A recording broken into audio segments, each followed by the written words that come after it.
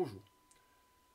Aujourd'hui, je voudrais revenir sur une vidéo précédente dans laquelle je remettais en question l'importance accordée de nos jours à la notion d'utilité et principalement à l'idée selon laquelle n'aurait de valeur que ce qui est utile. L'argumentaire reposait sur cette idée finalement assez simple, selon laquelle les moyens, ce qui est utile, étant subordonnés aux objectifs qu'ils poursuivent, ne peuvent avoir plus de valeur que les fins ultimes de nos actions qui leur donnent tout leur sens. Or, la fin ultime de l'existence étant la vie bonne, la vie heureuse, au sens où pouvait l'entendre un philosophe comme Aristote, il semble qu'il s'agisse là de ce à quoi toute chose utile est au bout du compte subordonnée et qui donc a pour nous le plus de valeur.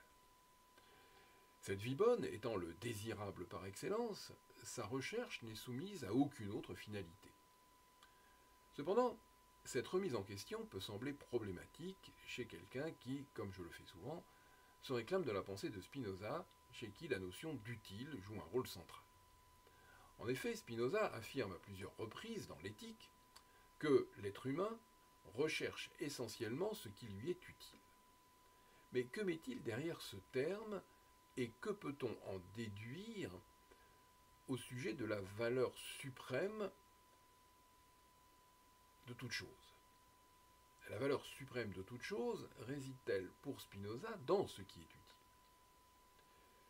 Pour Spinoza, ce qui est utile correspond à ce qui contribue à l'augmentation de notre puissance d'être, c'est-à-dire de penser et d'agir.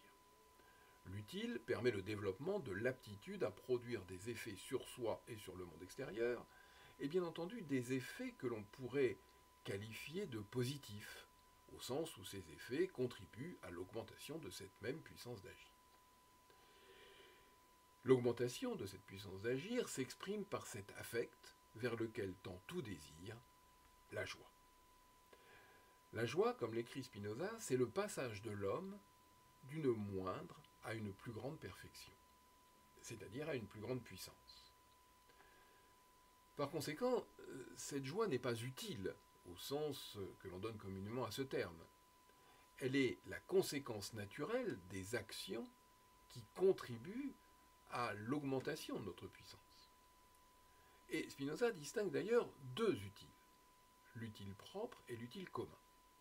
Le premier consiste en ce qui contribue à l'augmentation de la puissance d'un individu, et le second à ce qui contribue à l'augmentation de la puissance collective. Et ce qui est particulièrement intéressant chez Spinoza, c'est qu'il n'y a pas d'opposition entre ces deux utiles. L'augmentation de ma puissance contribue à l'augmentation de celle des autres hommes et réciproquement.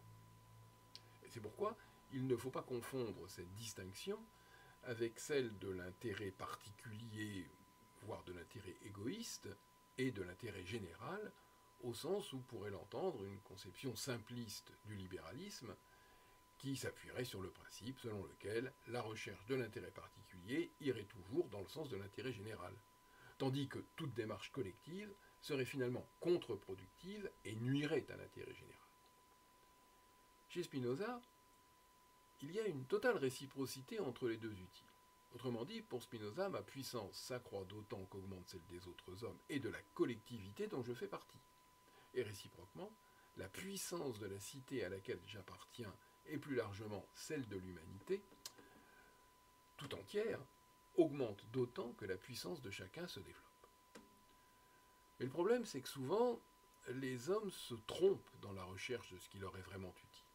Et ils s'imaginent qu'ils vont trouver la joie en orientant leurs désirs vers des biens illusoires, comme les honneurs, la richesse, le plaisir des sens. Sur ce point, les premières pages du traité de la réforme de l'entendement sont on ne peut plus éclairantes.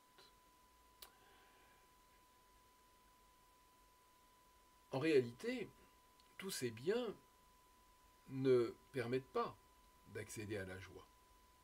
Ils font leur recherche fait des êtres humains d'éternels insatisfaits qui nourrissent leur tristesse, c'est-à-dire l'opposé de la joie, de leur frustration. Et de cette manière, eh bien, les êtres humains deviennent les artisans de leur propre malheur. Or, ce que désire le désir, et vers quoi tend tout ce que l'on juge utile, ce n'est autre que la joie suprême à laquelle, par nature, aucun homme ne peut parvenir seul, et vers laquelle il ne peut progresser qu'en tant que membre d'une cité. Cette joie suprême, que Spinoza qualifie de béatitude, n'est pas, à proprement parler, utile. Elle est au-delà de l'utile, en tant qu'elle est le produit de la mise en œuvre de ce qui est vraiment utile. Et c'est pourquoi, à la fin de l'éthique, Spinoza écrit au sujet de la béatitude qu'elle n'est pas la récompense de la vertu, mais la vertu même.